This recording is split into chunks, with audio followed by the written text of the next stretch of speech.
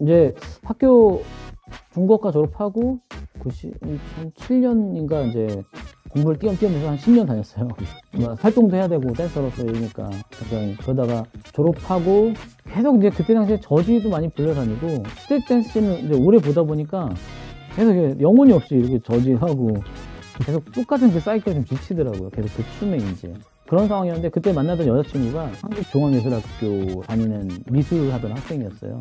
그 친구랑 예술 얘기를 같이 하다가 예술이 뭔지도 몰랐어요. 그냥 예술 관련된 것들 자연스럽게 접하게 미술관 데리고 가고 이러다가 피나바우시라는 이제 현대무용 작품을 보여줬어요. 카페밀러를. 그거 보고 와 이거 뭐지? 이거 되게 신기하다. 발레 같은 이런 라인 중심의 현대무용을 생각했었는데 굉장히 감정적이고 뭔가 움직임이 독특하고 그래서 이것도 춤인데 이것도 배워볼까? 이제 나한테 내 몸에서 나오는 게 패턴이 정해지잖아요. 계속 추다 보면 루틴화 되니까 그러니까 내 몸에 질린 거예요. 그럼 대학원 가야지. 그럼 춤으로 가야겠다 이제. 그러고 현대무용 쪽으로 진학하려고 어디가 제일 유명해? 물어봤더니 한예종 유명하더라고요. 한예종 가서 시험 봤어요. 힙합 다 타이 짓고 있는데 혼자 힙합 췄어. 그래서 뚝 떨어졌어. 그 다음 또 어디 유명해? 그러니까 세종도 유명하고 세종도 열심히 보러 갔어. 그런데 우리 은사님이 이제 최종재 교수님이 품행은 방정한가 이래서 좋아하는 일은 열심히 합니다 이러고 하니까 들어가죠. 석사 과정에. 맞아요. 2007년에 들어가서 2009년 졸업하고 현대무용 전공을 했어요. 그래서 타이즈 입고 나이 30살에 타타 이거 배우고 막 혼나고 스트레칭 안 돼가지고 되게 너무 좋았던 게 그러니까 막 낸 거야. 그러니까 너무 춤 처음 출 때 그 기분을 다시 느꼈어. 너무 좋았고 나보다 나이 많은 선생님들이 존재한다는 거에 너무 감사하더라고요. 굉장히 재밌게 했어요. 그래서 거기서 뭐 동기나 현대무용 하는 사람들이 제 움직임이 좀 재밌었나 봐요. 그러니까 힙합 하는 사람의 궁금증이 있겠죠. 그래서 저를 댄서로 많이 써주셨어요. 그래갖고 같이 하자 해서 뭐 페이 안 받고 뭐 다 하고 싶으면 저 언제든지 불러주세요. 다 갔어요. 그렇게 하면서 활동을 많이 하게 되고 현대무용이라는 템포러리 그런 쪽 개념들을 대춤이랑 믹스하게 된 것 같아요. 그렇게 자연스럽게 됐고 뭐 안무가로도 불러주시더라고요. 그래서 뭐 LIG 같은 데서 공연도 해보고 작품도 만들고 우리 최용원 선생님하고 같이 작업도 해보고 그렇게 하면서 춤의 확장? 그때 당시에 굉장히 지쳐 있었던 거를 굉장히 바꿔주는 계기였고 그 다음에 그 한예종에서 떨어졌는데 그 다음 연도에 저를 강사로 불렀어요. 한예종에서. 그게 이제 민하일 교수님이라고 현대무용 쪽에서 굉장히 레전더리 하신 분이 있어요. 한예종 현대무용 최초 교수님인데 그 민하일 교수님이 시험 볼 때 보고 있었는데 너무 자기는 좋았대요. 근데 10명 시험 봤는데 다 떨어뜨리고 자기만 합격 줬다고 그러더라고요. 70세 정도 되셨는데 지금 그때 당시 63세?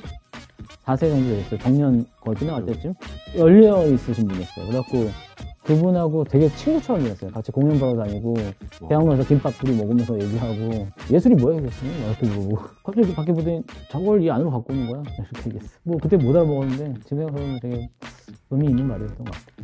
그래서 그 선생님한테도 굉장히 영향을 많이 받으면서 나 자체 테이스트가 많이 변했어요.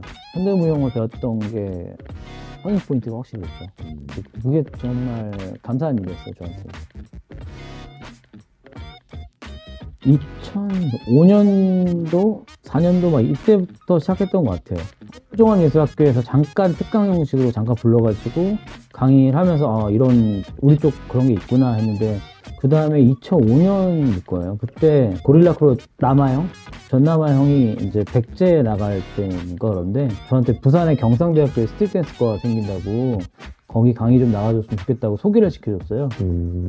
일주일에 한 번씩 이제 강사로 거기 출강을 하는데 엄청 뭐 다 운전해서 갔죠. 제대로 된 강의를 이제 시작했던 것 같아요. 더 본격적으로 완전히 하게 된 거는 2007년에 서울종합예술학교 실용무용과가 있었고 거기서 저를 전임 교수로 뭐 부른다고 해서 일을 하게 됐습니다. 그래서 거기서부터 이제 스트릿 댄스 강의를 좀 더 많이 집중적으로 하게 됐던 것 같아요. 경희대나 뭐 전북대, 경상대 이런 곳 강사로 계속 출강하면서 한예종 이렇게 하면서 점점 대학 강의가 많이 늘어났던 것 같아요. 제대로 전공하는 학교는 그때는 거기 서울종합밖에 없었고 서울종합예술학교는 이제 연예인 마케팅을 굉장히 성공시키면서 뭐 200명, 300명씩 오는 이제 규모가 됐죠. 우선 미래교육원 쪽에서는 종합대학교 안에 최초로 이제 생긴 미래교육원 네, 평생교육 과정이 이제 국민대랑 세종대 같이 처음에 시작했던 것 같아요. 서울종합예술학교 때는 전임 교수긴 했는데 거의 강의만 했어요. 행정에 많이 참여하진 않았어요. 그리고 이제 무용과 교수님, 그때 이윤경 교수님이 계셨는데 그분이 많이 행정을 하셨고, 세종대에 오면서 행정이라는 걸 중심을 맡게 됐고, 전체 커리큘럼이나 이런 걸 구성하는 걸 시작을 했어요. 그래서 이제 플랜을 짜다 보니까 그때 당시에 이제 제가 하던 추구하는 방향들이 이제 스트리트 댄스와 컨템포러리 뭐 이런 것들이 믹스되는 걸 굉장히 갖고 있었고, 우리 학생들한테도 그런 것들을 좀 확장하는 개념의 댄서를 만들고 싶다.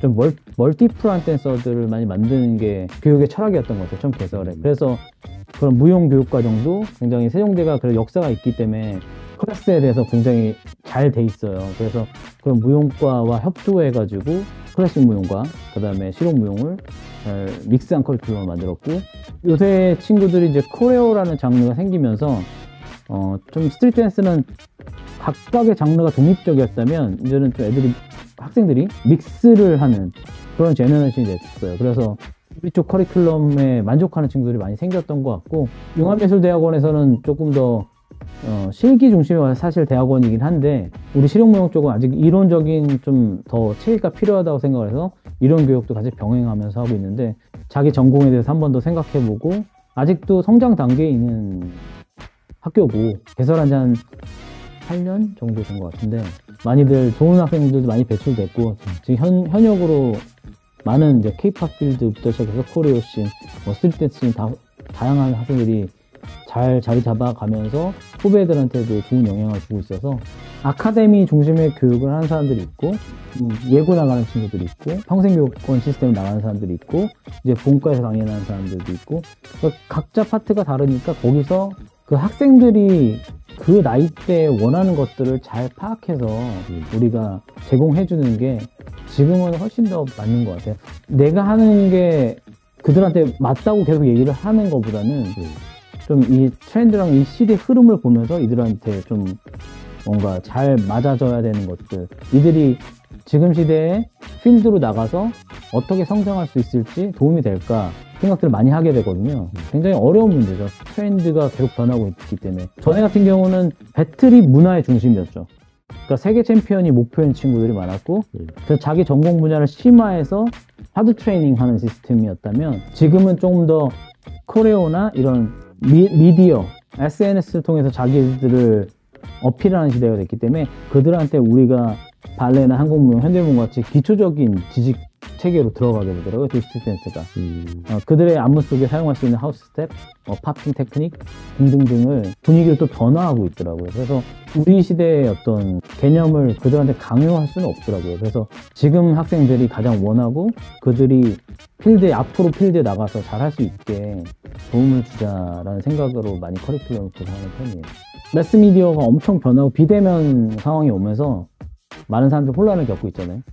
교육의 방식도 굉장히 달라지고 있다고 생각을 하는데, 굉장히 이제 지금 제도권 교육들이 공격을 받고 있고, 학교에 전통적으로 했던 것들이 완전히 개념이 변복되고 있다고 생각하거든요. 인구 감소, 이 씬의 변화, 이런 것들을 지켜봤을 때 지금 실용무용을 교육하는 사람들이 조금 더 스마트한 방향으로 흘러가야 된다고 생각을 해요. 앞으로 다가오는 이제 4차 산업 시대에 대한 시스템을 우리가 조금 더 그런 것들을 공부하면서 교육하는 사람들이 어떻게 접목할까 조금씩 고민해 보시면, 앞으로 변화하는 세상에 특히 미디어랑 밀접하잖아요. 그래서 미디어 쪽으로 많이 조금 현장성이 있는 교육이 될 수 있지 않을까, 이렇게 좀 생각을 하는 편입니다. 지금은 이제 4차 산업 관련된 공부를 많이 해요. 그래서 그런 인공지능, 사물 IoT 이런 것들이 앞으로 우리랑 어떻게 연결될까 이렇게 생각을 합니다. 가르치시는 분들은 실용무용이 아니라 무용, 체육, 뭐 다른 분야의 선생님들이 가져야 될 기본적인 소양은 동일하다고 생각해요. 학생들을 위한 자세, 무엇을 전달해주고 그들이 어떻게 필드에 나가서 발전할 수 있을까를 같이 고민해주는 건 어떤 분야도 동일한데, 그 안에 있는 교육자들이 신경 써야 되는 게, 계속 전에 있는 방식만을 고수하면 어쩌면 멈춰버릴 수도 있겠다. 교육에 대한 프로그램을 좀 리모델링 해야 되는 것 같아요. 그런 것들을 조금 공부를 많이 하다 보면 교육자들이 그냥 아카데미 쪽 교육은 기본적으로 상업적 필드잖아요. 사업자잖아요. 그래서 어떤 소비와 고객과 어떤 그런 식의 관계에서 패스트하죠. 굉장히 빠르고. 그렇다면 학교 쪽 교육은 조금 더 슬로우 푸드에 가까운 것 같아요. 이쪽은 패스트푸드면 약간 체험하고 경험하는, 이쪽에서 갖지 못한 것들을 좀 고민해 주시면 예, 양방향에서 둘 다 필요한 것 같아요. 여기는 좀 더 현장적이고 필드적이고 학생들이 소비하고 재밌고 이런 거면, 학교 쪽에서는 기초적인 지식, 수요가 많아진 만큼 이들이 졸업 후에 사회에 나갔을 때 사회의 구성원들하고 어떻게 커넥트가 되고 그들하고 소통하는 방식들을 또 학교에서 교육을 해주면 좋을 것 같습니다. 그리고 또 하나는 너무 슈퍼스타로만 지향을 하는 게 위너 중심의 어떤 사회 질서를 만드는 것 같아요. 그래서 살아남은 사람은 이후에는 다 상실감과 허탈함을 느끼고 춘판을 떠나는 상황이 발생하거든요. 많은 학생들이. 슈퍼스타도 있지만 그 문화가 클라면 거기에 필드에 관련된 다양한 지식과 시스템을 갖고 있어야 된다고 생각하거든요. 학생들이 이제 교육 쪽 측면에서 학원 아카데미보다 학교 쪽은 그런 다양한 성장, IT 교육도 필요할 것 같고, 저작권 관련된 뭐 이런 지식들도 필요할 것 같고, 이제 학원도 많이 하잖아요. 그러면 경영학 관련된 것도 좀 하면 좋을 것 같고, 이런 것들이 좀 전반적으로 해서 탄탄하게 다양한 사람들이 이 필드 안에서, 이 문화 안에서 각각의 역할을 해주는 게 훨씬 중요할 것 같아요. 앞으로 더 성숙해지는 단계가 되지 않을까. 이 스트리트 댄스가 이제 제도권으로 들어왔고, 예전보다 훨씬 사회의 일반적인 춤을 추지 않는 사람들한테 문화적으로 많이 다가갔었잖아요. 네. 최근에 스우파도 그렇고, 이제는 좀 성숙하는 시스템으로 가야 되지 않을까, 이런 생각을 합니다. 지금 체육무용 학생들을 많이 만나죠. 학교에서 일하는 장점은 갓 20살이 된 친구들을 계속 봐야 된다는 거예요. 그래서 새로운 생각과 지금 시대 친구들의 생각을 많이 공유할 수 있게 되는 게 이 직업의 강점인 것 같고, 근데 아직도 댄스에 대한 편견, 사회적 인식, 불안정한 어떤 직업으로 계속 바라보고 이런 것들 때문에 두려워하는 친구들도 많고, 앞으로 자기가 가려는 진로에 대해서 믿음이 좀 부족한 것 같아요. 내가 이거 해서 밥 먹고 살 수 있을까? 성공할 수 있을까? 자기 학교 동아리에서 춤을 추다가 내가 최고였는데 전공자만 다 마음인데 와보니까 내가 거기서 잘하지 못하는 거죠. 거기서 상실되는 그 마음들 때문에 춤을 좀 쉽게도 놔버리기도 해서, 지금 이 히스토리를 잘 들어보시면 정말 우리가 살던 시대 지금은 엄청나게 많은 직업적으로나 문화적으로 성장을 했잖아요. 인간들이 노동으로부터 이제 해방된다고 생각하거든요. 좀 있으면은.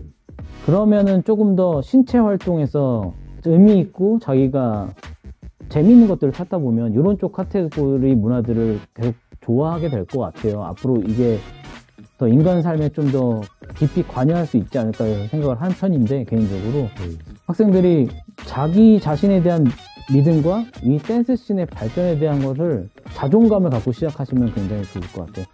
더 좋아질 거고 더 나아질 거. 사실 그런 믿음을 가짐으로써 실제 그 현상이 일어나거든요. 스트리트 댄서들이 그런 믿음이 없었다면 지금의 이런 컬처까지 오지 못했을 거라고 생각해요. 그때 당시에 하던 친구들이 너무 문화를 사랑하는 마음으로 진심으로 믿어왔고, 이 춤으로써 내가 잘 해올 수 있다는, 그리고 내가 꼭 스타가 아니어도 이 문화 옆에서 이것을 바라보면서 공유할 수 있잖아요.